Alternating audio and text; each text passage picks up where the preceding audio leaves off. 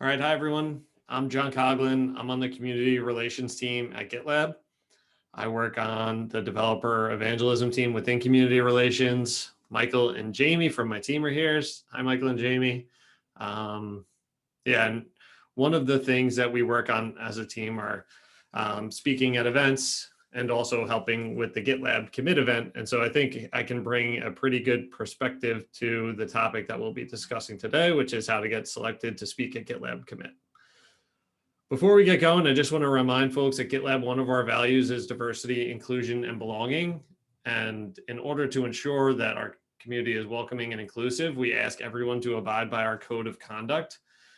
The code of conduct is linked to from the meetup group description. I'm also dropping a link in the chat.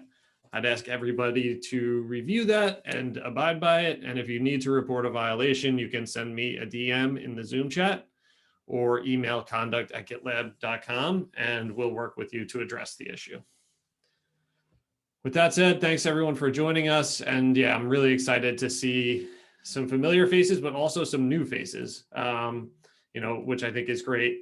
I'm not sure why Mario's here. He's spoken at multiple commits, so he actually could probably be a better person to lead this workshop than me, but really good to see you, Mario, and great to see a lot of other kind of familiar names and new names as well. For the new folks, I'll just give a quick kind of 2-minute overview of GitLab. GitLab is an open DevOps platform. And what that means is, we're a platform where people can manage the complete DevOps lifecycle in a single application. So in GitLab, there's 10 DevOps stages from manage and plan to monitor and protect. We have thousands of features, and we release a new version of GitLab every month on the 22nd. So we just released our 13.11 release yesterday. And yeah, we're always adding cool new things. And I think you'd be amazed at like the breadth of what GitLab can do.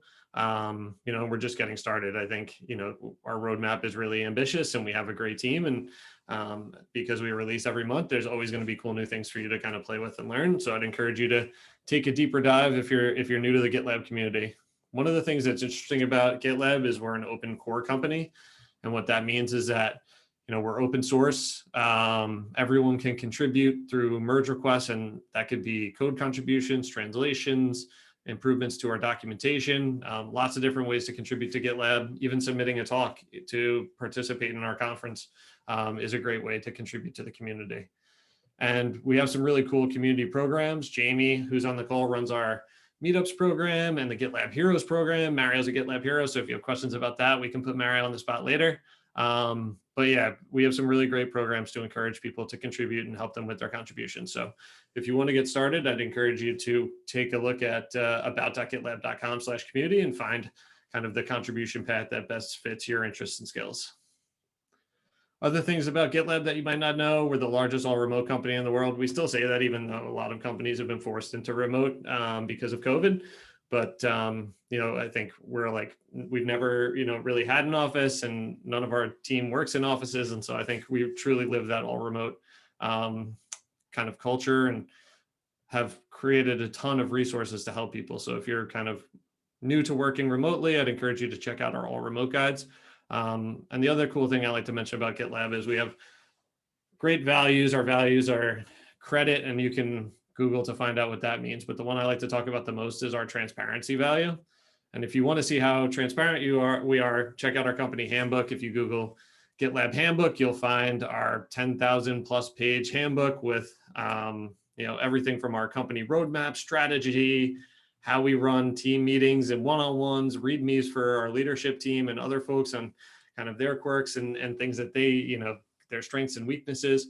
So there's lots of really interesting stuff in there. You can check out our public issue tracker to see what we're working on. You can see what issues are assigned to me and the other people on the team to see what we're working on as individuals.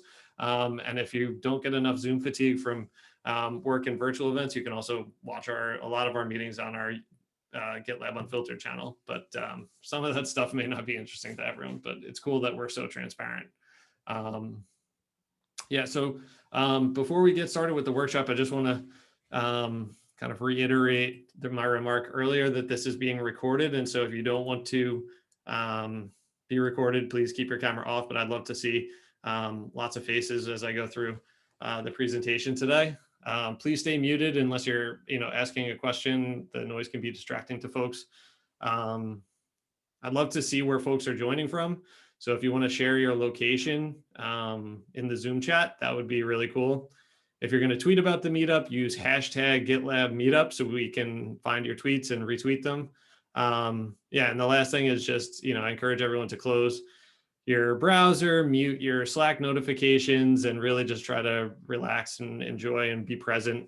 And hopefully you'll get a lot out of the session today.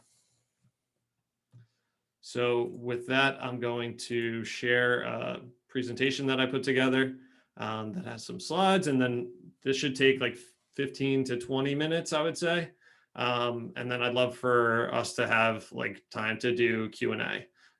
So we can answer questions about specific things that I didn't address, things that I did address but weren't totally clear, or maybe topics or kind of things that you have in mind that you want to get feedback on.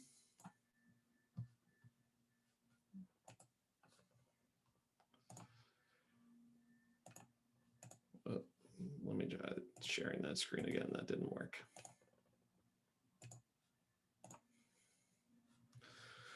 Cool. So I think there's a few things that are going to be helpful to you as you get started kind of preparing or thinking about submitting for the CFP. The theme for this year's conference is Innovate Together.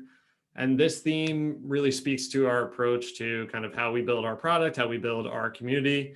As I mentioned earlier, we have, an open source kind of project that everyone can contribute to, and some really great programs that, encourage all types of contributions, not just code.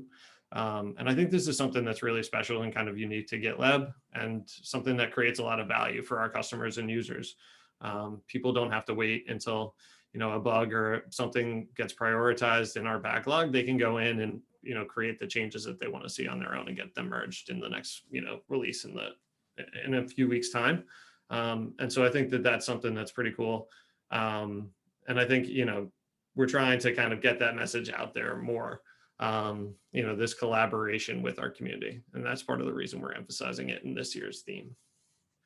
Commit's an annual conference, so it's actually kind of a little bit more frequent than annual. The first year we did 3 different Commit conferences in 3 different locations: New York, London, and San Francisco. And then this is going to be the second time we're doing Commit as a global virtual event. So it's the 5th Commit in the last 3 years, and I've worked on all of them. This is the 3rd time where I'll be reviewing proposals. 2nd time I'll be leading a track. And so I think I've got some good perspective on kind of what we're looking for. And I'd love to answer your questions later if you have specific ideas in mind. As I mentioned, the event is going to be virtual, and I think that's great for lots of reasons. It allows kind of everyone in our global community to get together, participate together, consume the same content at the same time. But if I'm being totally honest, I'm really excited to getting back to in-person events sometime soon, so we can all hang out together and I can see my teammates who are with me on the call today. But yeah, this one's going to be virtual, and I think that's great from a speaker perspective, because anybody can participate and you don't need to take time off or travel or do anything to do that. You'll be able to record your talk from home. So I think, if you're a first-time speaker or someone who's kind of new to speaking at conferences, I think virtual events are great because it's a lot smaller of an investment to get started. And yeah, the event dates are in August. Those are for Western time zones, so they may be slightly different if you're in APAC. But yeah, I think for the most part, the event will start on the 3rd and end on the 4th for the vast majority of our community. And I'm just going to drop, oops. Just want to put a link to the event page in the chat. And that way people can take a look at the event website to get more info.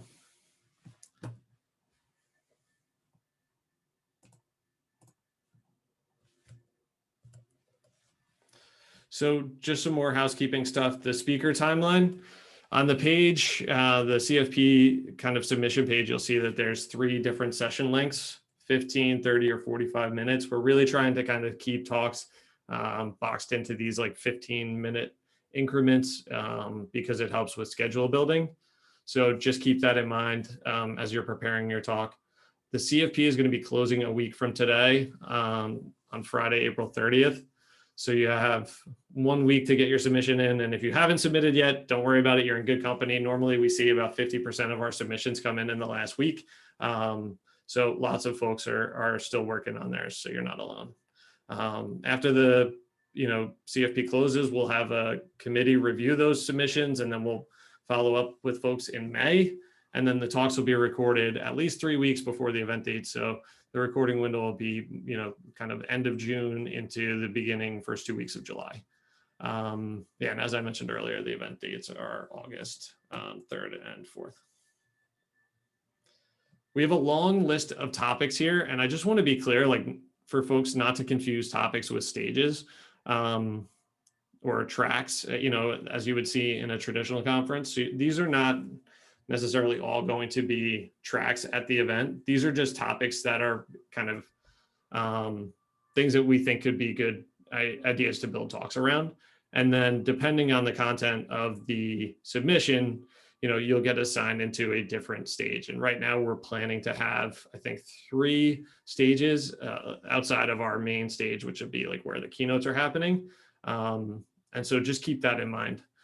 So you can kind of take these topics and take them in lots of different directions. And I encourage you to be kind of flexible with how you're thinking about things, and because we don't really have a set expectation for how you approach these different topics that are listed here. Before I move on, does anybody have any questions about these topics that they want to ask?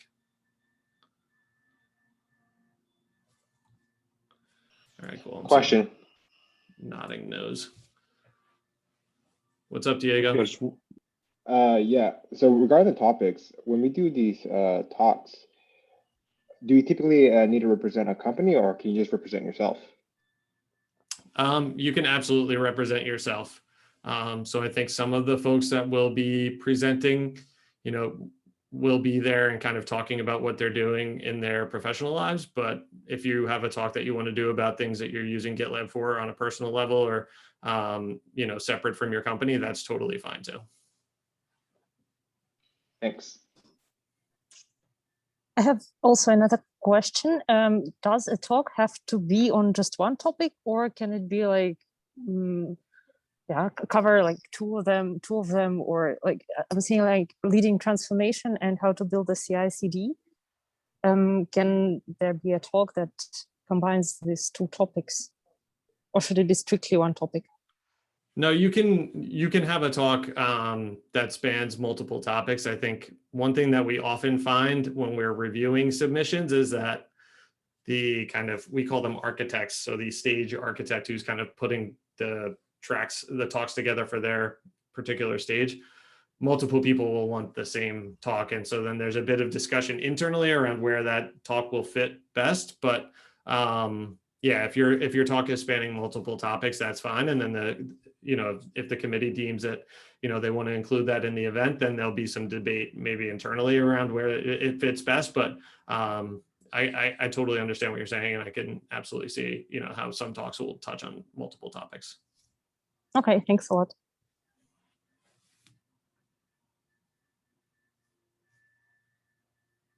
All right, cool. Yeah, and when you're going through the CFP, you'll see these topics listed. And so just wanted to kind of call them out here and answer any questions about those that people might have. The other thing you'll see is like this target audiences list. And I think the one thing I really want to point out when you think about our target audience is, we're kind of targeting, I would say, what I'm calling professionals working in software development. But I think I'd love to encourage folks to think beyond just engineers. So there's lots of folks who contribute to software development. There's developers, operations folks, project managers, product managers, community people like myself, business operations folks, marketing professionals, sales professionals.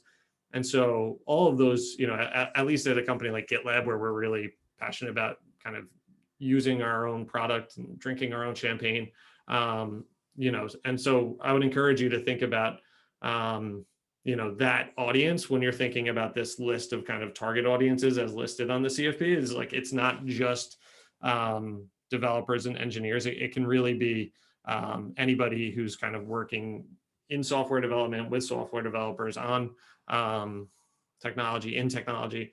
And so just want to, encourage people to think broadly about the type of audiences that they want to appeal to. At GitLab, our mission is creating a world where everyone can contribute. And I think it's important that our events live up to those missions and live up to that mission. And so we need, our community to kind of help us get there by submitting talks that are going to appeal to a broad audience, not just kind of a narrow, definition of the technology industry, which would be like just developers. We really want to open this up and it be inclusive to all different types of personas. Any questions on that before I move on? All right, cool. Yeah, so what we're looking for, kind of in a proposal, and I would think of these as like the elements of a great proposal. The abstract is the most important thing. So, in reviewing these, typically there'll be, more than 100 submissions for an event like GitLab Commit. And someone like me, to get through 100 submissions takes a lot of time. And so basically we start with the abstract.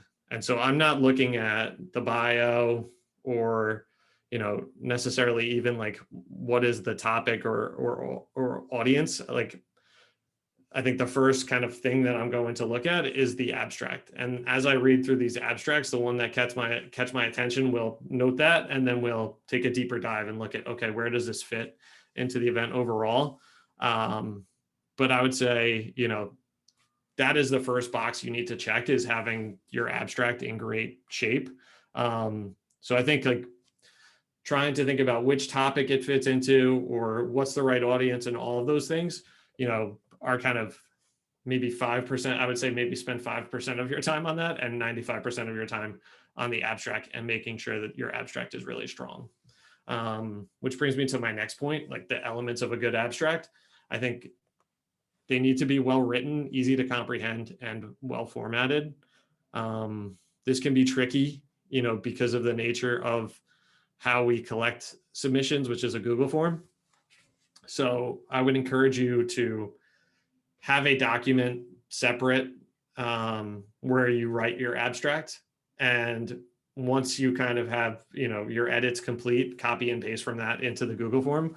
I think you can run into formatting issues or potentially lose your work or other things if you try to just do everything in the form. So I'd really encourage folks to use a separate document, and, avoiding things like spelling errors and other things that may, when you're going through 100 submissions quickly, if you see, spelling errors or, formatting errors or things, it may just give a negative impression of the talk, despite how interesting the topic might be. So yeah, I encourage folks to be cognizant of making sure that the submissions or the abstracts in particular are well written and easy to understand and formatted correctly. I think a good kind of structure, and we'll get into this a little bit later, is highlighting both a problem and solution that'll be addressed in the presentation. This works for submissions and for talks. So setting up, saying this is the problem that we encountered, and then this is how we solve for that problem, is a really easy kind of way to comprehend, what the talk is about in it, and it can be done efficiently within the confines of a short abstract. So I recommend that structure for folks who might be looking, doing this for the first time, or kind of looking for some guidance. That's a great approach. And then lastly, at GitLab, I've mentioned this a few times, but we're really passionate about our values. So talks that align with our values, whether it's how GitLab helped you improve your collaboration, or specific results that came out of how you're using GitLab, or things that your team is doing, that may be a bit unique. Like, those will definitely catch people's attention. Any questions on that?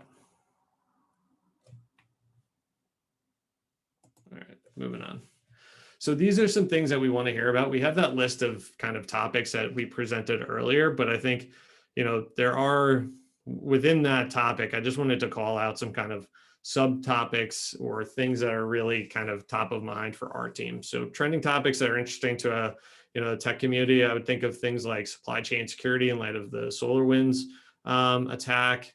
ML ops and AI ops are things that we kind of hear a lot about, but I think they're still very new to most people. So talks on those types of topics could be interesting to folks. No code and low code, those are kind of other trendy topics that I think people are still trying to learn more about. And Jamstack related stuff I think is interesting and stuff that our team's been talking a lot about. At GitLab, like our bread and butter is this kind of next bullet, the CI/CD, GitOps, DevOps platform, and open source stories. So anything, around that, I think is going to, get a lot of attention. I think, this is something I mentioned earlier around thinking about non-dev personas, but unique ways that you're using GitLab for roles outside of developer operator. So just kind of, thinking about how folks are using GitLab to, build more inclusion in their teams. How are you using GitLab to drive your business forward? Is there kind of cool outcomes that your business is experiencing from using GitLab or your team is experiencing from using GitLab? We know those stories are out there and we want to share them so that other folks can experience those same benefits. I think regulated industries is an area where, sorry, I'm just going to close my window. There's some construction going on outside. So regulated industries are an area where we know a lot of people are using GitLab. We know those industries, it can sometimes be hard to tell stories, but if you're in that space, we'd love to hear from you. And then lastly, like these shift left security and operations stories, are things that I think our team is keen to hear about.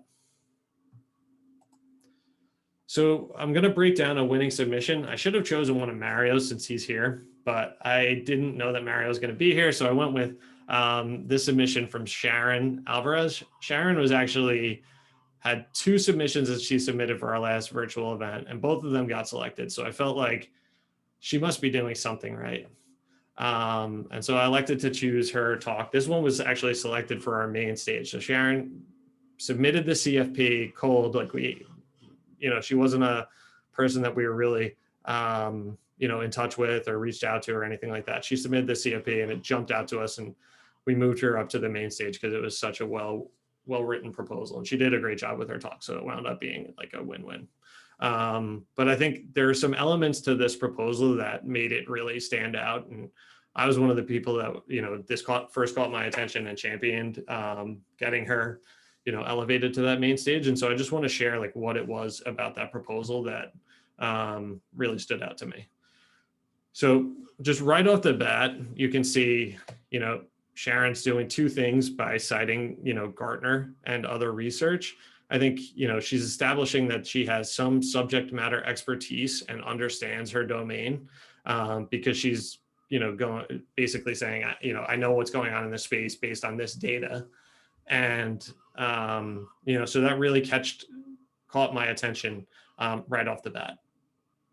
And so, having that some kind of way to establish yourself as a domain expert in your abstract, I think will go a long way. As I mentioned earlier, the bios are kind of secondary. And so even though folks can use those to establish their, domain expertise, I think if you can include it in your abstract, that's even better. Because if your abstract doesn't mention that, we may not, be able to read the bios as well. I think the other thing is, this kind of segment shows that she's taking a data-driven approach. And, I'd highly recommend when you can to include data in your proposals. So if, you're writing a proposal around how GitLab improved your team efficiency, if you can say, we made our teams 20, times more efficient, that's going to speak or be more compelling to the CFP committee than a proposal that just says, we made our teams more efficient. So having that kind of, those metrics in your abstract is a great way to get folks' attention. And then kind of going back to my point earlier around problem and solution, after she establishes that domain expertise and data-driven approach, she jumps in and explains clearly what the problem is that she's going to address. So the problem here is that, you know, organizations are trying to do these DevOps transformations, but they're failing. And then she goes on to, you know, kind of what the problems are that are causing them to fail. And so right away, you know, we're not even done with the first sentence, and Sharon's established herself as a domain expert, and clearly states what the problem that she's going to be talking about is. And so we're, you know, at this point, we're kind of hooked, and then we're going on to the next bit. And this is just, you know, one last sentence here. So it's the whole CFP is 3 sentences, but she goes into a quick explanation, you know, in 1 sentence of what she's going to cover in her presentation, and talks about these 3 pillars, and how they're going to, you know, the kind of outcomes that they're going to drive this developer velocity and empowered culture. And so, you know, this is a really kind of quick and easy to read submission, but it hits all the right notes. It's got the data-driven and domain expertise, the problem and solution structure that works really well. And I think, you know, it's easy for the CFP committee to kind of understand the message and, you know, what's the problem and what's the solution, and we're out of there, you know, within a few minutes. And yeah, so that's the end of that presentation. And there's a link for the CFP, which I'll drop in the chat here. But yeah, I wanted to, you know, I'm sorry that took a little bit, maybe longer than I was expecting, but I wanted to spend the rest of the time just kind of talking through things if folks have questions around how to structure their proposals, topics that they want to bounce off of us. You know, I see a few other GitLab folks, Michael and Brendan are here, and Jamie. So, you know, they can help kind of give their perspectives, because we're, you know, all of us are involved in planning the event. So this is a great chance for you to get some feedback from the team. So yeah, anyone have any questions they want to share? If you don't feel like verbalizing it, you can put it in the chat. I have a question about the time submittal, actually. If you submit a proposal for 15 minutes, or would you consider it to be, maybe if you like the you know, the topic, would you consider it for 30 minutes? Or if you propose something for 30 minutes, if you think it's not appropriate for 30 minutes, would you consider it for 15 minutes? Does that matter at all? Yeah, I would definitely say, like, we will probably ask people to be flexible with their times. So we try to stick with those 15-minute increments. But, you know, in some cases, someone who submits a, say, 45-minute talk, maybe we'll ask them to move down to 30. If someone submits 30, you know, we may ask people to move in, you know, 15 minutes one way or the other, or, you know, maybe in some extreme cases move, you know, expand out or reduce by 30. But yeah, there will likely be some of that where folks, you know, will be asked to be flexible with kind of how the amount of time that they're going to be allotted for their talk. Thank you. Good question.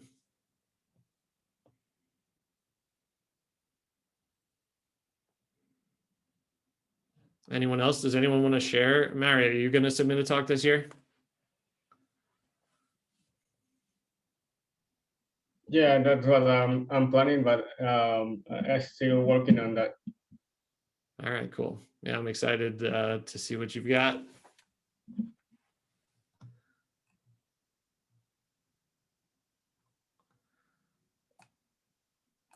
All right, well, I'm not going to put anyone else on the spot. Thank you, Mario, for letting me put you on the spot.